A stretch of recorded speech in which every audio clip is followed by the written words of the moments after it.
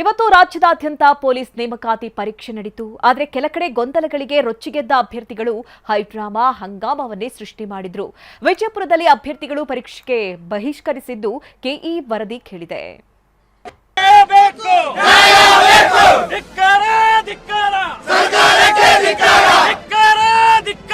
Question paper ಕೊಟ್ಟಿದ್ದಾರೆ, ಆದ್ರೆ OMR ಮತ್ತೆ ಇದ್ರದ್ದು ನಂಬರ್ ಮ್ಯಾಚ್ ಇಲ್ಲ. ಅನ್ಯಾಯಕ್ಕೆ ನಂಗೆ ನ್ಯಾಯ ಸಿಗ್ಲಿಕ್ಕಂದ್ರೆ ಸರ್ ನಾ ನಿಜವಾಗ್ಲೂ ಇರ್ತೀನಲ್ಲ ನನಗೆ ಗೊತ್ತಿಲ್ಲ ಸರ್. ನಮ್ದು OMR ಕೊಟ್ಟಿಲ್ಲ, ಕ್ವಶನ್ ಪೇಪರ್ ಕೊಟ್ಟಿಲ್ಲ ಸರ್.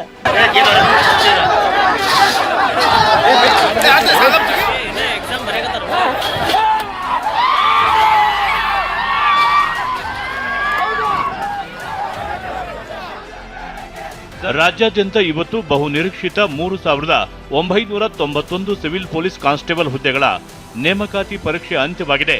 ಆದರೆ ಕೆಲ ಪರೀಕ್ಷಾ ಕೇಂದ್ರಗಳಲ್ಲಿ ಹೈಡ್ರಾಮಾ ನಡೆದಿದೆ.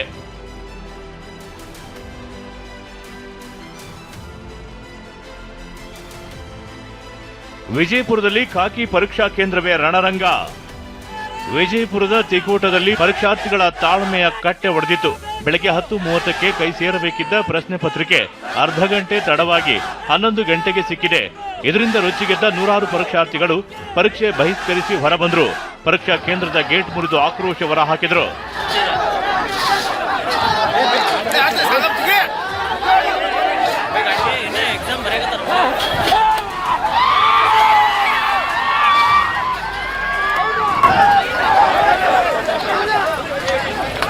ಪರಿಸ್ಥಿತಿ ವಿಕೋಪಕ್ಕೆ ಹೋಗುತ್ತಿದ್ದಂತೆ ಜಿಲ್ಲಾಧಿಕಾರಿ ಎಸ್ಪಿ ಸ್ಥಳಕ್ಕೆ ದೌಡಾಯಿಸಿದ್ರು.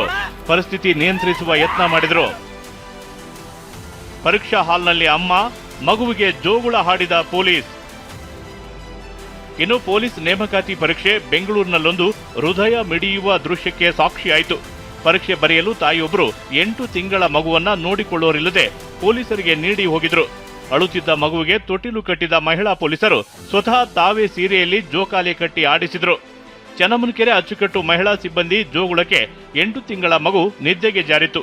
ಸಿಬ್ಬಂದಿ ಕಾರ್ಯಕ್ಕೆ ಹಿರಿಯ ಪೊಲೀಸ್ ಅಧಿಕಾರಿಗಳಿಂದ ಶ್ಲಾಘನೆ ವ್ಯಕ್ತವಾಗಿದೆ. Bureau report TV9.